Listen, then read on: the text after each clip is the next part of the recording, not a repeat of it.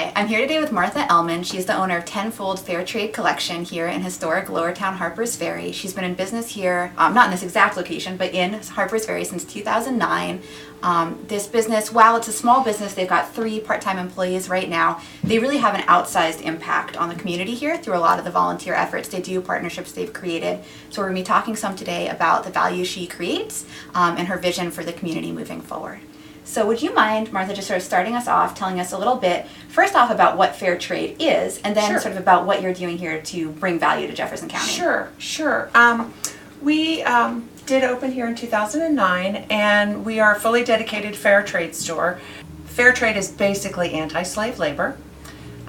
We pay a living wage to our artisans who are from developing countries. Most of them are women, not all, but most. And a lot of our products are made of recycled or sustainable goods. Well, I know you've mentioned there's a lot of sort of volunteer work that you do here. There's a lot of work you're doing to kind of bring good throughout the community. So will you share a bit about that? Sure.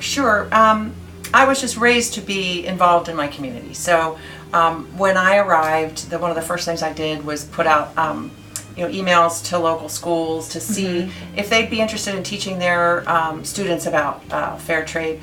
And I got a reaction from our own middle school here. So I've been working with the science classes for years. The other thing I've been doing is working with Shepherd University and the Student Environmental Club there.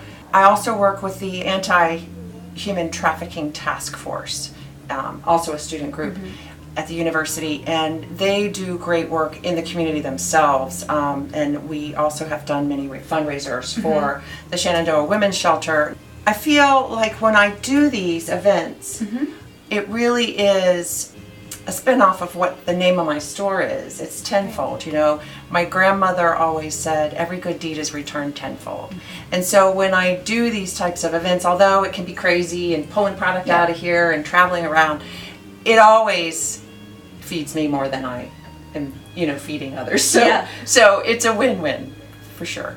Absolutely. And I know you've faced some challenges since opening up. I know there was the fire a few years ago here that affected you. I'm sure you faced other challenges as well. Yes. Can you speak a little about some of the sort of obstacles, challenges you've encountered while trying to build a business here?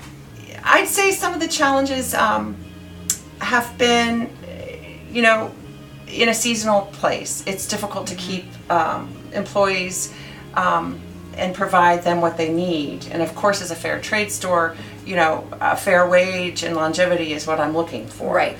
So, that's one of our issues here. But I have to say, I have had some really strong support from the community as far as people intentionally shopping with us. Right. Because they know it's difficult, and especially so after the fire. Right. Coming here in a small community, people, other businesses are willing to help and share with their knowledge. So that's been very helpful as well. When you sort of think about what types of support would be most helpful for someone starting a business or trying to grow a business here in Jefferson County, what types of support, that could be from just sort of the community at large, or that could be more in terms of policy or sort of movements by elected officials? And not everyone realizes this, but the state of West Virginia is one of only 7 states in our country that still, I shouldn't say still, that tax businesses on their inventory. Right. And so that's a difficulty that for and it, particularly for retailers. So when you're thinking about trying to do things to grow your local economy and encourage folks to want to do small retail, that's one of the inhibitors. And so removing that, and that would probably be at the state level, but that would be lovely. That would be helpful. That could make a big impact. Yes. Yep. And then kind of looking ahead to the future trajectory of economic development here in Jefferson County, what's sort of your vision? What would you love to see happening here down the road?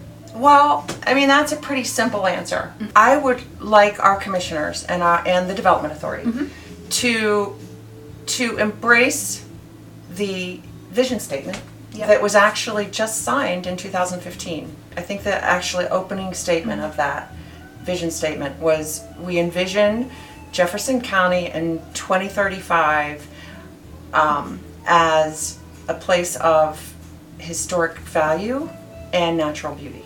Right. And if we could just keep that as our main focus when we're thinking about development, that we'd be going in the right direction.